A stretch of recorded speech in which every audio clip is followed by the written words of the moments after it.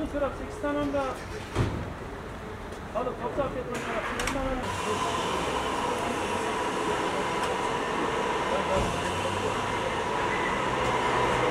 Özellikle buraya geldiğinizden dolayı zat halinize ve yayınınıza teşekkür ediyorum. Tabi bu Ramazan ayı rahmet ve bereket ayıdır, fazilet ayıdır.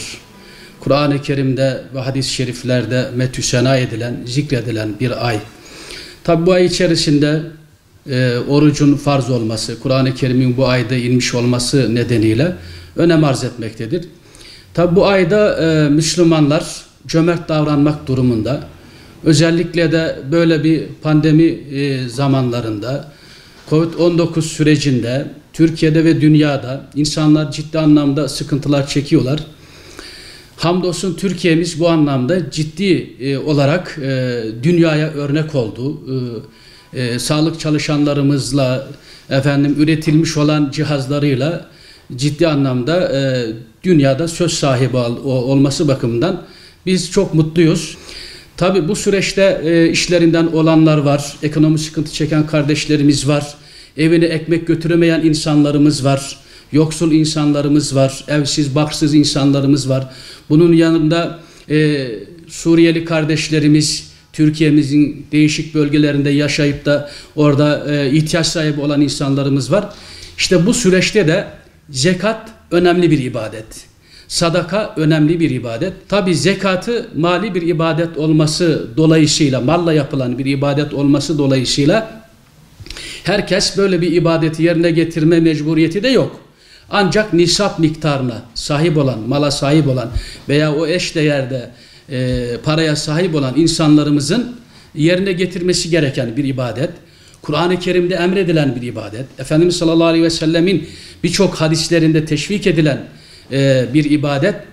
Efendimiz aleyhissalatü vesselam şöyle diyor hatta bir hadislerinde: Bünyel İslam ala hamsun şehadetu en la ilahe illallah ve aqimus salah ve etü's zeka ve ramazan hac ve savm ramazan ve haccil mebrur.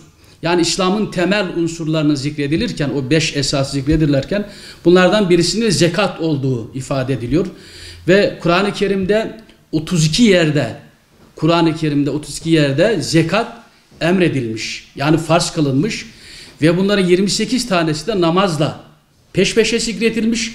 Ama genele baktığınız zaman da 82 yerde zekattan bahsediliyor. Farz olan böyle bir ibadeti her Müslümanın mutlaka yerine getirmesi gerekir. Özellikle de böyle bir ayda. Tabi nedir zekat? Zekat belli bir malı, belli bir zaman sonra, belli yıl geçtikten sonra belli kimselere vermeye biz zekat diyoruz. Kur'an-ı Kerim'de de ifade ediliyor.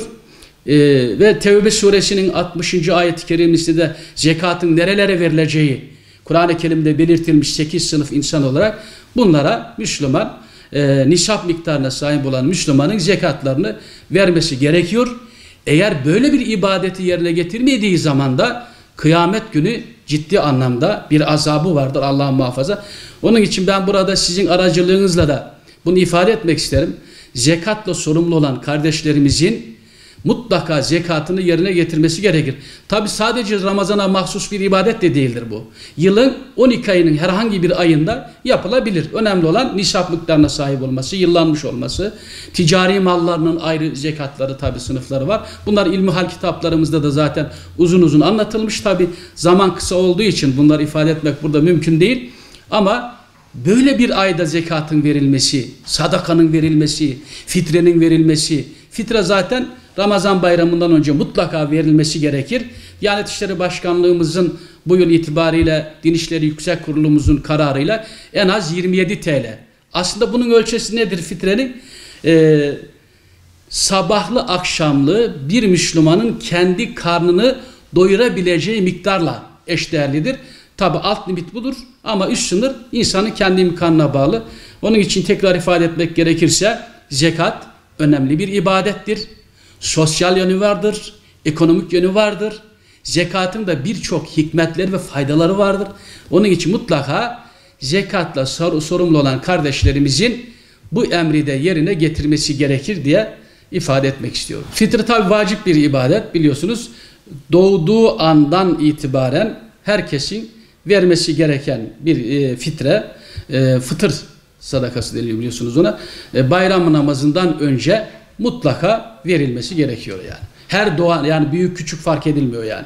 Bayram namazından önce dünyaya gelmişse bir bebek bile onun içinde fitre verilir. Şimdi tabi itikaf sünnet olan, müekket sünnet olan bir ibadet ama Peygamberimizin yaşadığı bir ibadet, ecdadımızın yaşadığı bir ibadet, ulemanın da bu hususta insanları teşvik ettiği bir ibadet. Nedir itikaf? Ramazan'ın son 10 günlerinde, son 10 gününde camilerde, mescitlerde itikafa girmek. Yani orada bulunmak, zamanını orada değerlendirmek.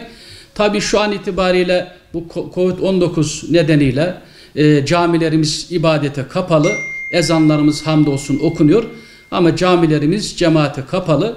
Cuma namazı kılamıyoruz, işte cemaatle namaz kılamıyoruz. İnşallah temennimiz en kısa zamanda kılmak, dua ediyoruz. Tabii camide yapamadığı için böyle bir ibadeti, itikafı evinde bayanlar gibi, bayanlar evde itikafa girerler malumunuz. Evinde itikafa girebilir. Bunda herhangi bir bahis yok. Tabi itikafta önemli olan nedir? Niyet etmek önemlidir. Orada ibadetle meşgul olmak önemlidir. Güzel elbiseler giymek önemlidir. Güzel kokular sürmek önemlidir. Yani burada tabi itikafın da bir takım adapları var, usulleri var, kaideler var. Ona uymak gerekiyor. Evlerinde de isteyen kardeşlerimiz Ramazan'ın son 10 gününde itikafa girebilirler. Kur'an-ı Kerim okuyarak, dua ederek, zikir ederek, böyle Peygamberimizin hayatını anlatan kitapları okuyarak, hadis kitapları, tefsir kitapları, kelam kitapları, İslam tarihi gibi değişik kitapları da okuyarak zamanını o şekilde itikafta evinde geçirebilir, değerlendirebilir.